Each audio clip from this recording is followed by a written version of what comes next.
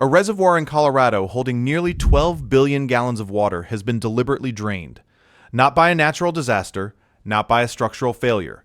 Siphoned by federal decree, its water sent hundreds of miles south to save a failing system 2 states away. The order came in late 2021. The target was Blue Mesa Reservoir, Colorado's largest body of water. The result was a vacant basin, a crushed local economy, and a crisis that reveals something fundamentally broken at the heart of the American West. And the strange part is not that the water was taken. It is where that water went, and the billions of other gallons it joined in vanishing from sight. To understand the sacrifice, you have to understand the place. Blue Mesa Reservoir is the anchor of the Curcanty National Recreation Area in Gunnison County, Colorado. It is a stunning, high-altitude body of water held back by Blue Mesa Dam on the Gunnison River. For decades, it was the lifeblood of a regional economy built on boating, fishing, and tourism. Businesses lined its shores. Generations of families spent their summers on its deep, cold water. Then came the emergency order from the U.S. Bureau of Reclamation. The federal government, under the authority of U.S. Assistant Secretary for Water and Science, Tanya Trujillo, initiated an unprecedented drawdown. She called the action extraordinary, a step they had never taken before in the basin. The justification was an emergency downstream. Lake Powell, the colossal reservoir on the Utah-Arizona border, was on the verge of collapse. The release began. 36,000 acre-feet of water, the equivalent of 11.7 billion gallons, was pulled from Blue Mesa. The water level plummeted. Marina docks that once floated on the lake were left stranded on dry, cracked earth. Boat ramps ended abruptly, dozens of feet from the new shoreline. The local tourism industry was decimated overnight. For the people of Gunnison, it was a visceral, visible theft. Their water, their economy, their landscape, sacrificed for a problem that was not their fault. Curious what you really think about one community being asked to give up its lake to fix a problem hundreds of miles downstream. Let me know below. Andy Mueller, the general manager of the Colorado River Water Conservation District, became the face of the state's resistance. His job is to protect Colorado's water, and he was now watching it being legally piped out of his state. The outrage wasn't just emotional, it was rooted in a century of broken promises. Zoom out, and the political geography reveals the real mechanism of the crisis. The entire system is governed by a document from 1922, the Colorado River Compact. This law of the river divided the water between 7 states based on data from one of the wettest periods in the last 1,200 years. It allocated more water than the river actually carried, even in a good year. 7 states were promised a share of a pie that was, from the very beginning, smaller than advertised. The states are split into 2 groups, the Upper Basin, Colorado, New Mexico, Utah, and Wyoming, and the Lower Basin, Arizona, California, and Nevada. For a century, this fragile arrangement held, but a 25-year megadrought has exposed its fatal flaws. And the epicenter of that failure is a single concrete structure in the Arizona desert, 710 feet tall, Glen Canyon Dam. This is the part the headlines do not capture. The water from Blue Mesa wasn't just sent to the lower basin. It was sent on a desperate mission to keep the lights on. Glen Canyon Dam holds back Lake Powell, the second largest reservoir in the United States. Its turbines generate electricity for millions of people. But those turbines can only function if the water level, the lake's elevation, is high enough. The critical number is 3,490 feet above sea level. This is the minimum power pool. If the lake drops below this line, the turbines start sucking in air instead of water. This creates a phenomenon called cavitation, microscopic vacuum bubbles that implode with the force of tiny jackhammers. They can blast apart solid steel and concrete, destroying the dam's power-generating machinery in a matter of hours. Below that is an even more terrifying number, 3,370 feet, dead pool. At this elevation, the water is too low to even reach the outlet pipes. The dam ceases to be a dam. It becomes a plug.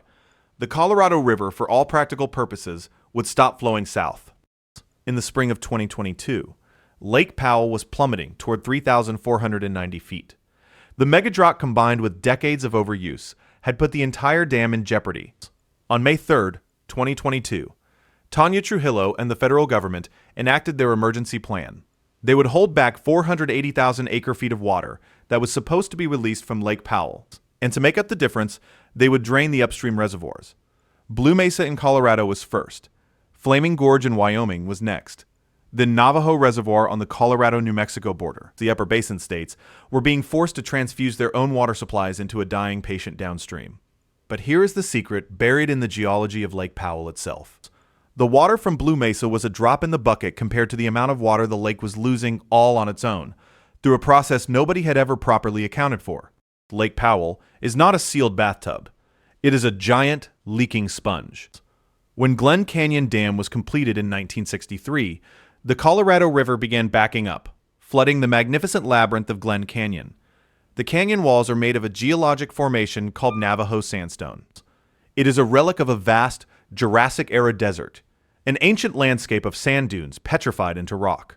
And it is spectacularly porous. As Lake Powell filled, water didn't just rise, it pressed outward, soaking horizontally into the sandstone cliffs. This process is called bank storage. The rock drank the reservoir. Hydrologists, like Thomas Myers, estimate that Lake Powell loses around 380,000 acre-feet of water every single year to this seepage. That is 123.8 billion gallons bleeding into the rock annually.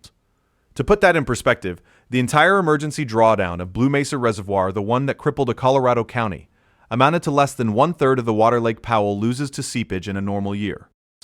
Over the 60-year lifespan of the reservoir, the U.S. Geological Survey estimates a staggering 6 million acre-feet of water has been permanently absorbed by the Navajo sandstone.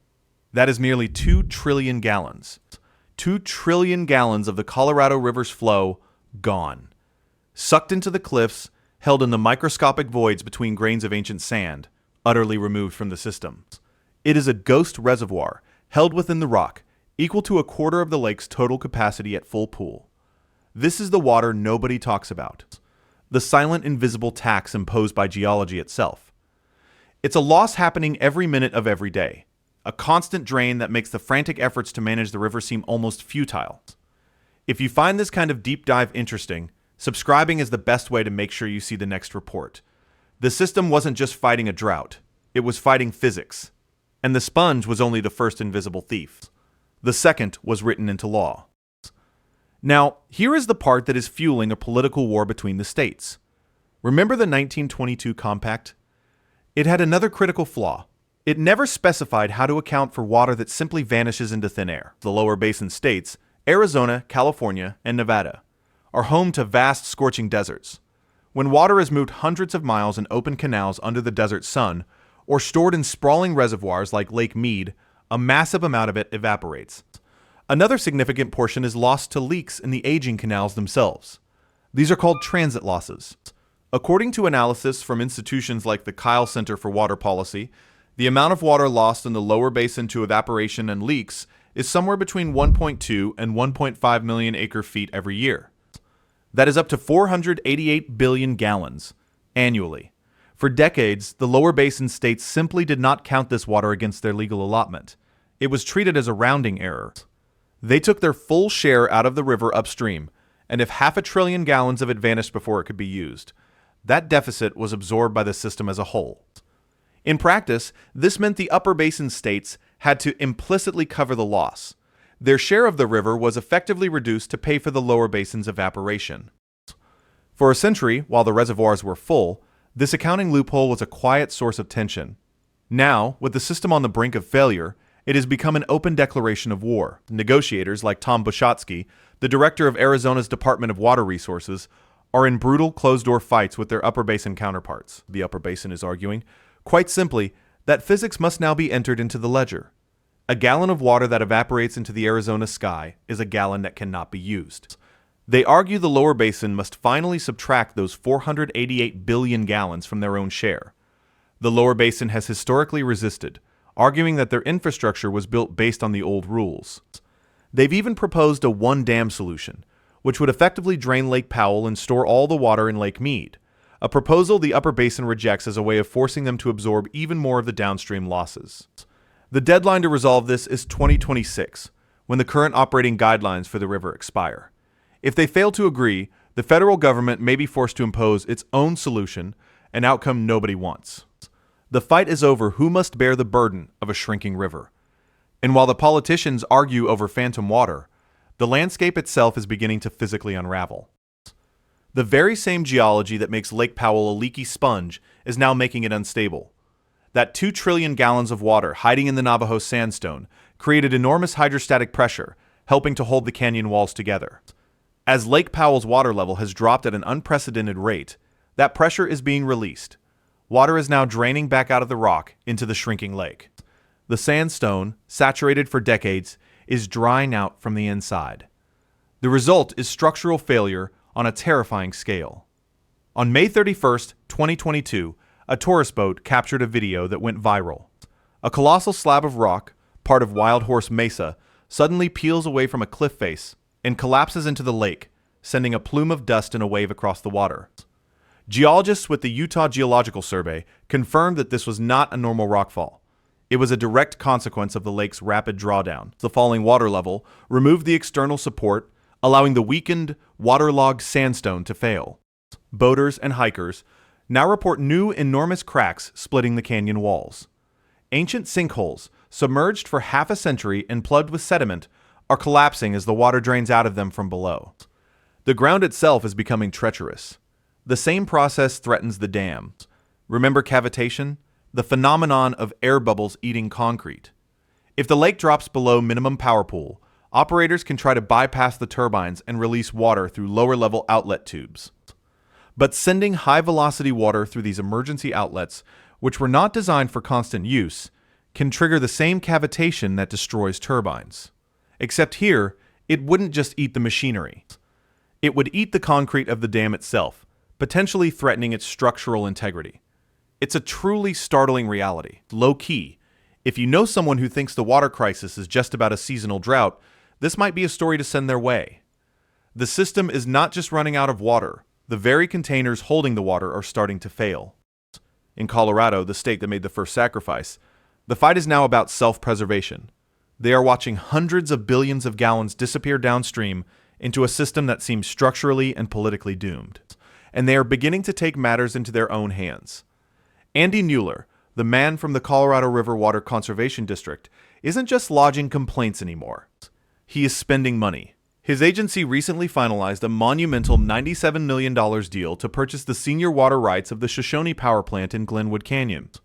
It was a once-in-a-generation investment, as he put it. This purchase doesn't create new water. It does something more important. It keeps billions of gallons of existing Colorado water on the state's western slope, preventing it from being legally diverted across the mountains to the booming cities of the Front Range, and ultimately from flowing downstream where it can be lost to the system's black holes of seepage and evaporation. It is an act of hydrological defense. Colorado is building a firewall. This is the new reality on the Colorado River. The crisis is atomized, breaking down from a 7-state agreement into a series of local desperate battles for survival. The water provides for 40 million people across a region that produces a significant portion of the nation's food. It is a system so vast and so interconnected that its failure is almost unthinkable. Yet the signs of failure are everywhere. The environmental group Glen Canyon Institute is doubling down on its Fill Mead First campaign, arguing that the only logical step is to decommission Glen Canyon Dam entirely. Drain Lake Powell, let the canyon re-emerge, and consolidate what little water is left in Lake Mead, which, being at a lower elevation and in a tighter canyon, has lower evaporation and seepage losses. It's a radical idea that is gaining traction among environmentalists, but is viewed as an existential threat by the upper basin states, who see Lake Powell as their only buffer against the insatiable demands of the South. Meanwhile, researchers from the Desert Research Institute are deploying floating sensor platforms on Lake Powell.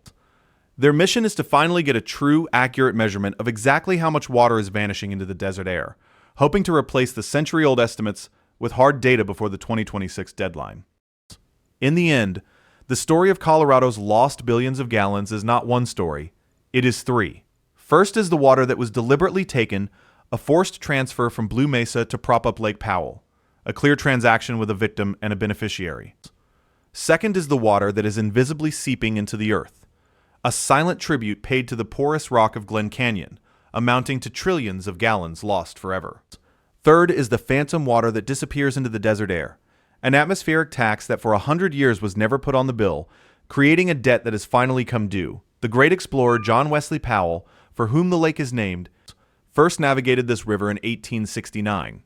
He warned Congress that the West was an arid land and that building a civilization here based on the water conventions of the East would lead to a future of conflict and ruin. They named a lake after him and then proceeded to ignore his warning completely. What happens when emergency measures become the new normal? What does a state do when its legal obligation is to send water into a system that is physically and politically broken? And what does it mean for 40 million people when the dams built to sustain them are now threatened by the very lack of water they were meant to control? The 11.7 billion gallons from Blue Mesa are now gone, mixed into the vast, dwindling pool of Lake Powell. The federal government says the sacrifice was necessary to prevent a wider collapse. But the canyon walls of Glen Canyon continue to soak up billions of gallons more, unnoticed. The hot desert sun over the lower basin continues to pull its share, uncounted. And in Colorado, officials are spending millions, not to find more water, but to simply hold on to what little they have left. A century-old system is dying. The water that left Blue Mesa is gone, and somewhere in the Navajo sandstone, billions of gallons more are on their way to nowhere.